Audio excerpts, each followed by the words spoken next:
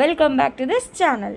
ఈరోజు ఈ ఛానల్లో మీరు చూడబోతుంది క్యారెట్ రైస్. ఇది చాలా టేస్టీగా ఉంటుంది. దగ్గరగా వెజ్ పులావ్ టేస్ట్ అనేది మీకు ఖచ్చితంగా వస్తుంది. అలాగే మన కంటికి కూడా చాలా మంచిది. ఇప్పుడు ఈ రెసిపీ కోసం నేను 2.5 క్యారెట్లని ఇలా తోలు తీసుకొని పెట్టుకున్నాను. నెక్స్ట్ వీటిని తురుముకోండి. పీసెస్గా మాత్రం అస్సలు కట్ చేయవద్దు. ఇలా మిగిలిపోయిన అన్నాన్నైనా లేకపోతే పొద్దున్నే వండిన అన్నాన్నైనా వాడుకోవచ్చు మీరు. ఇలా ఇంకో ప్యాన్ తీసుకొని కొంచెం నెయ్యి వేసుకొని ఇంకొంచెం నూనె వేసుకొని ఒక 2 పచ్చిమిరకాయలు చీల్చి వేసేయండి. కొంచెం నూనె కాగాక ఇలా కొంచెం పచ్చిమిరకాయలు వేగాయని మీకు అనిపించాక జీరాని వేసుకోండి. ఈ జీలకర్ర అనేది యూనిక్ టేస్ట్ ఇస్తుందండి ఈ రైస్కి. అలాగే మన డైజెషన్ ప్రాబ్లం అనేది చాలా వరకు తగ్గుతుంది అండ్ ఈజీగా డైజెస్ట్ అయిపోతుంది జీరా వాడితే. వీటిని బాగా కలుపుకోండి. ఒక 1 మినిట్ ఇలా వేగాక మనం తురుముకున్న క్యారెట్ని దీంట్లో వేసేయండి. మనం పీసెస్గా కట్ చేయలేదు కాబట్టి ఈ క్యారెట్ అనేది త్వరగా ఉడికిపోతుంది.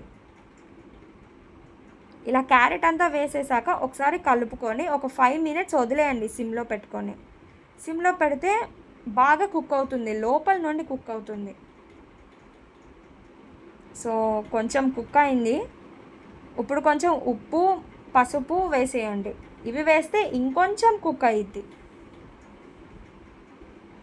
సో ఇంకొంచెం త్వరగా కుక్ అండ్ ఫ్రై అవ్వడానికి మనం ఉప్పు పసుపు వాడాం. నెక్స్ట్ అల్లం వెల్లుల్లిపాయ పేస్ట్ వేసేయండి.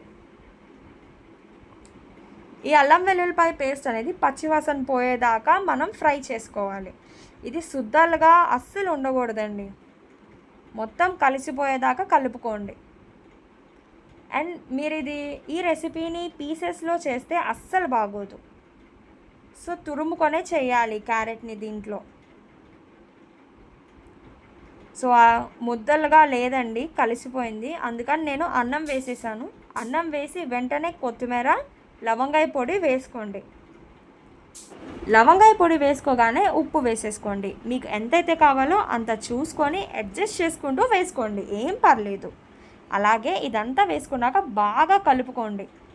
నేను దీనికి బాస్మతి రైస్ వాడలేదు, ఎందుకంటే ఇలా కలిపే ప్రాసెస్లో ఖచ్చితంగా మెతుకులు అనేవి విరిగిపోతాయి.